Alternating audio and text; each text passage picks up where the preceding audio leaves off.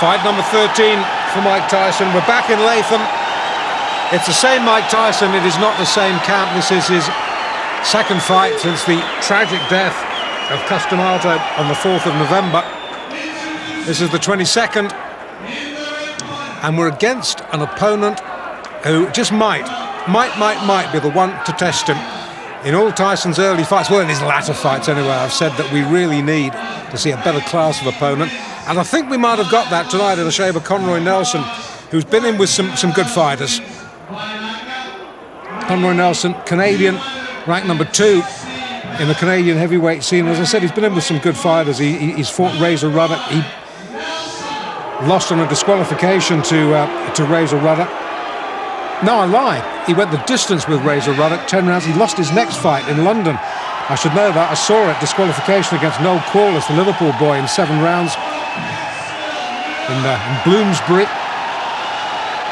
But he's been in, as I say, with some decent opposition. He's fought for the Canadian title against Trevor Berbick. Berbick stiffed him in 2.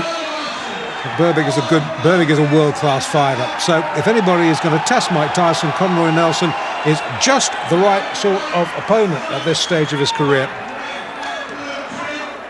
The cornerman you might have seen wearing the ring jacket of former world light heavyweight champion Matthew Saad Mohammed from a few years back.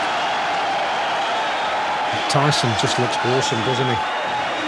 This, as I say, fight number 13 of the previous 12. 9 have been won inside a round. In fact, I was there when he was stretched by Don Halpin, 4 rounds in his 3rd fight. So here we go then, round 1. Both boys in white. Tyson with the red trim, and Nelson with the black. Nelson, as I say, has to use his height and reach to just keep Tyson at bay. Try and draw the sting for the first 2 or 3 rounds, because we know how dangerous Tyson can be early on. And Nelson on his bike early, guard held high, peekaboo style.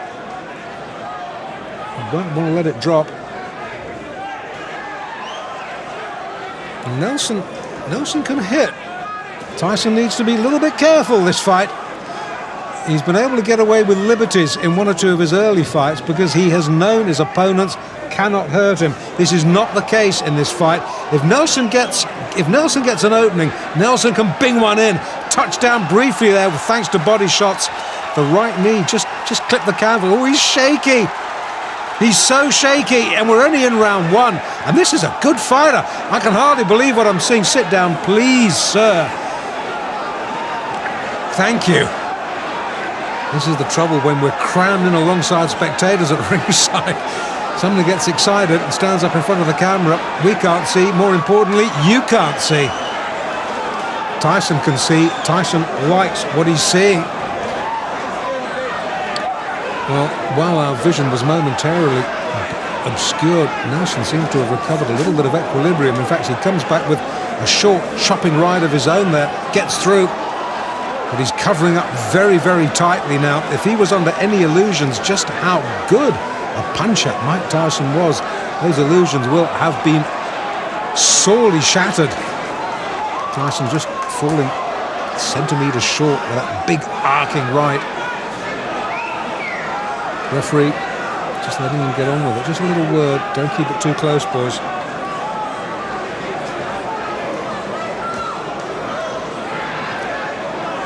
Well, Nelson,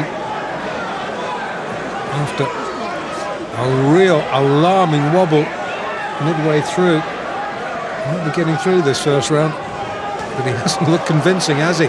Tries to come back with a spearing left of his own, but Tyson left uppercut gets through, and once again Nelson looks a little bit confused, dazed and confused. That term might have been coined for Conroy Nelson tonight in Latham. Hard to think that Tyson, I watched his pro debut, it's 6th of March, it's what, 22nd of November now. Boy, is he coming on, and boy, is he making an impact in the heavyweight division. Nelson hurt, needs a breather. I think that punch might have been a little bit low. The referee allowing Nelson just a moment or 2 to recover himself. Gets clipped with a left on the belt. And somehow, well, the ref comes over, says, just keep your punches up. Kevin Rooney tries to wave him off. The referee says, I'm in charge here.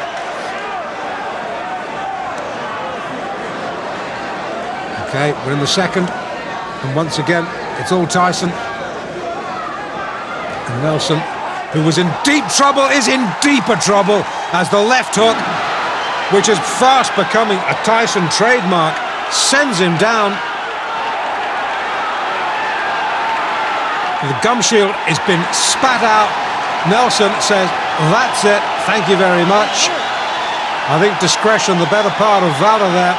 Conroy Nelson spat the gum shield out, walked back to his corner. Well, fight number 13, unlucky 13, I don't think so. 13 fights, 13 wins. At least Nelson got him into the second round. Tyson now observing the post-fight niceties. I thought Conroy Nelson, well, in fact, I wasn't the only one who thought Conroy Nelson would stretch him, and he did, into round 2. Took Tyson all of 3 minutes and 30 seconds to dispose of the second-ranked Canadian heavyweight, Conroy Nelson. Now, the only reason Conroy didn't get himself a one-way ticket to Palookasville in the first round is that he spent most of his time covering up, while Tyson delivered one wicked body shot after another. I mean, you could hear those punches clear out to the parking lot. I couldn't figure out whether Nelson was there to fight or to give a lesson in survival tactics. Anyway, Tyson finally got to him in the second, setting him up with a sweet overhand right, then taking him out with a vicious left hand. Referee counted him out at 30 seconds of the round. Very good fighter, experienced fighter, within good fighters.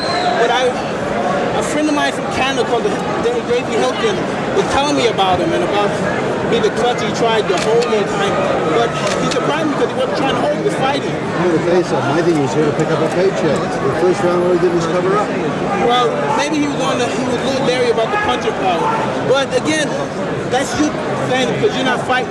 He took some good shots, but anybody else, they would have quit. Yeah, that right left was devastating. Thank you very much, sir. So now Mike Tyson is 13-0, all of his victories coming by knockout, and no bout has gone past the 4th round. So you got to wonder, when's the KO kid gonna move up in class? If everything goes the way it's been going, I'd put Mike in the ring in about June or July against somebody in the top 10. But you must remember, once you break into the top 10, you can't go backwards. You can't beat somebody in the top 10 and go back and fight, 8-round fights. Jim, nobody's looking for Mike to go backwards. No, the sooner he moves against some real class, the better. I mean, this kid doesn't come to box, he comes to terminate. Tyson's rare talent had grabbed the attention of the boxing world and was drawing in the crowds. Yet at this stage, not one of his fights had been televised nationally across the U.S.